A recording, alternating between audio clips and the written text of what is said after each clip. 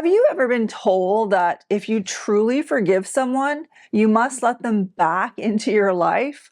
Or worse, that refusing to reconcile means that you're bitter or walking in unforgiveness? These messages are often pushed on people who have come out of toxic relationships. In this video, I'm going to uncover the real meaning of forgiveness and reconciliation and expose the false teachings that may be keeping you trapped and unable to live the abundant life that Jesus came to give you. First, I'm going to talk about what forgiveness really means from a biblical perspective and why it's so important for your freedom. Then I'll dive into what reconciliation is and what it isn't. And last, I'm going to address some of the false teachings that have kept many people stuck in guilt and also stuck in unhealthy relationships. Hopefully by the end of this video, you will have a clear understanding of how to forgive without compromising your peace or safety. So without further ado, let's dive into the topic. Here's the truth. Forgiveness and reconciliation are not the same thing. Forgiveness is a gift we give, but reconciliation is a process that requires repentance, accountability, and rebuilding of trust. God Himself, the God of this Bible, shows us that forgiveness doesn't always mean intimacy.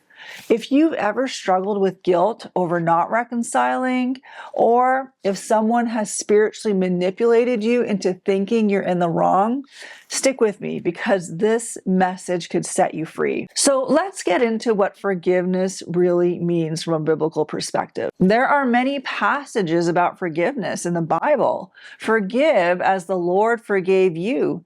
And this ties right back to the prayer that Jesus taught us to pray.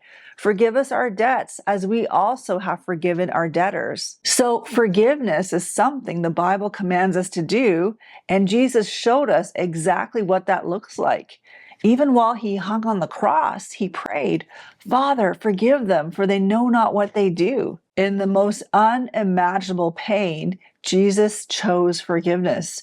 He chose to release those who had handed Him over to be crucified. Forgiveness is powerful. It frees us from the weight of anger, bitterness, and resentment. It frees us from somebody else taking up unnecessary real estate in our heart and our emotions. We now have space freed up to move on with our lives and allow our emotions to be invested into more fruitful things.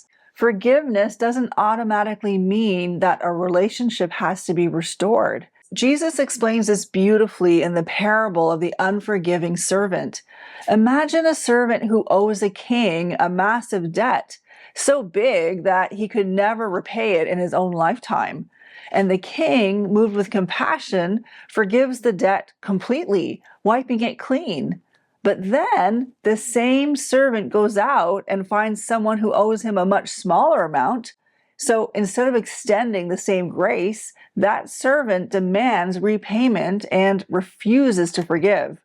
When the king finds out, he is furious and he throws that servant into prison until he could pay back every penny. This story shows us two critical truths about forgiveness. Number one, forgiveness is a prison, both for ourselves and for others. Second, forgiveness is about releasing someone from the debt they owe you. It's about saying, "I refuse to let your actions control me or steal my peace." Unforgiveness poisons us. It drains our energy, clouds our mind, and holds us hostage to the past. But all that being said, forgiveness is not about excusing someone's behavior. It doesn't erase the consequences of their actions or demand that we rebuild trust. Now, if you're looking for guidance on how to approach this process prayerfully, I've created a free resource for you. It's a printable guide called How to Pray for a Narcissist, and this will help you release the burden of resentment while aligning your heart with God's healing work. So you can download it for free in the link in the description box below. Now, moving on, forgiveness is not the same as reconciliation. While forgiveness is unconditional, reconciliation is not. Let's talk about what reconciliation is. There's a verse in the Bible that says, "Can two walk together unless they are agreed?" For any relationship to be restored, both parties must walk in agreement. Whether it's a spouse, a friend, a family member, or anyone else for that matter, reconciliation can't happen when one person continues to betray trust and refuse accountability or avoid repentance. Choosing not to reconcile in those situations is not bitterness, by the way. That is called wisdom. And if you read this Bible cover to cover, you will notice that every time God's people engaged in persistent sin, it created estrangement from God. God withdrew his presence. And there's a particular example where God's people sinned by worshiping a golden calf after they left Egypt. You can read that story in Exodus 32. I'll just share about it quickly here. In that instance, Moses interceded on behalf of the people, and God eventually forgave them. But here's the thing: intimacy with God was broken for a time. God's initial response to their rebellion was to withdraw his presence. In Exodus 33:3, God said, "Go up to a land flowing with milk and honey, but I will not go up among you, lest I consume you on the way, for you are a stiff-necked people." Do you see that? God was basically saying, you can have my promise, but not my presence. His forgiveness was real, but the relationship wasn't restored because the people were still rebellious and unrepentant. It wasn't until Moses continued to intercede and the people repented that God restored his presence to them. So this shows us that forgiveness does not automatically mean closeness. Even with God, repentance and alignment are required for intimacy to be restored.